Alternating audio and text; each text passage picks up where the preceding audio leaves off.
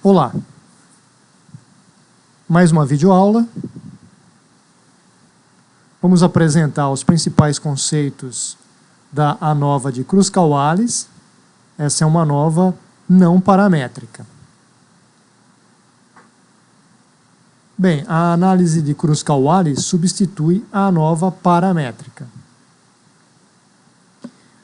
Então devemos ter 3 ou mais amostras, da mesma forma que tínhamos na ANOVA paramétrica. Dados qualitativos ordinais, obrigatoriamente temos que utilizar a ANOVA Kruskal-Wallis, ou ainda quando não obtemos uma transformação matemática que viabilize as suposições de normalidade e homocedaticidade. Caso isso ocorra, né, se nós tivermos uma transformação que traga sucesso para essas suposições, nós podemos usar a paramétrica. Caso contrário, a ANOVA de Kruskal-Wallis.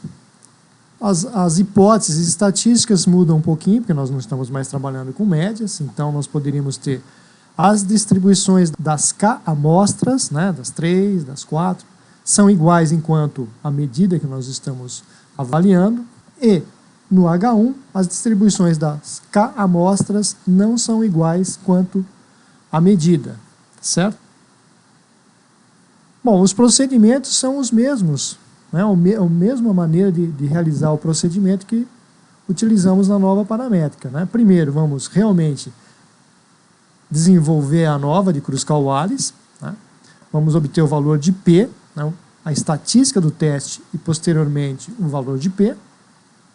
Caso o P rejeite H0, nós precisamos descobrir quais as distribuições, né, ou quais são os grupos que apresentam diferença quanto a essas medidas.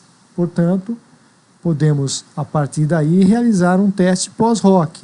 No caso, o teste pós-hoc para a análise Kruskal-Wallis, nós vamos utilizar o teste chamado Student-Newman-Kills.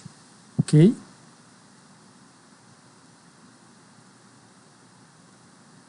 Apenas reforçando, da mesma maneira que os dados foram organizados para o teste Mann-Whitney, na ANOVA de Kruskal-Wallis deve-se dispor em ordem crescente as observações de todos os grupos, atribuindo-lhes postos de 1 a n. Vamos fazer o mesmo procedimento que fizemos para o Mann-Whitney já estudado anteriormente. Nós vamos substituir os dados originais, como sempre fizemos para os testes não paramétricos, por postos. Ok? Posteriormente, nós vamos obter a soma dos postos para cada um dos grupos, que a gente chama de R. Né? E aí, vamos calcular a estatística do teste, que é esse H. Quem vai calcular para a gente é o software Biostat. Tá certo? Então, vamos aqui mostrar para vocês, por exemplo, né? Claro que nós continuamos utilizando o alfa de 5 ou 1%, isso também não muda, é da mesma maneira, né? Ao realizar a ANOVA de Kruskal-Wallis, a gente vai obter o valor da estatística, por exemplo, 23,10, e, claro, o valor de P associado a essa estatística do teste. Aqui no exemplo, 0,001, que indica a rejeição de H0. O que é que nós devemos fazer? Realizar o teste pós-hoc. Então, veja aqui nós temos o teste pós-hoc, dado pelo Biostat, onde ele fornece os valores dos postos médios, ó, R1, R2 e R3, tá? Não temos mais as médias, nós temos postos agora, então podemos calcular a média dos postos, né? E os valores de P na comparação de cada um dos grupos, como nós também já fizemos para a ANOVA paramétrica. Muito bem.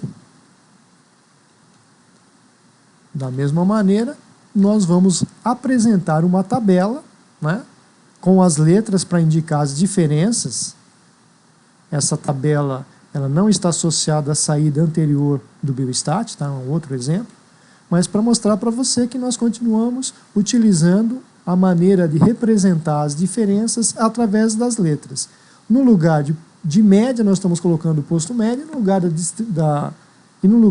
do desvio padrão, a gente coloca a amplitude, que é uma medida também, né, de variabilidade, que pode ser obtida também no Biostat. Então, observe que aqui no caso nós poderíamos dizer que os grupos AX, TY e RPT são iguais, né? com relação aos postos. No entanto, o grupo WR apresenta o posto médio maior, 74,85, distinto dos demais. Portanto, se deseja o maior valor, deveríamos buscar o grupo WR. É a medida maior para esse grupo, muito semelhante ao que nós fizemos na nova paramétrica. Abraços!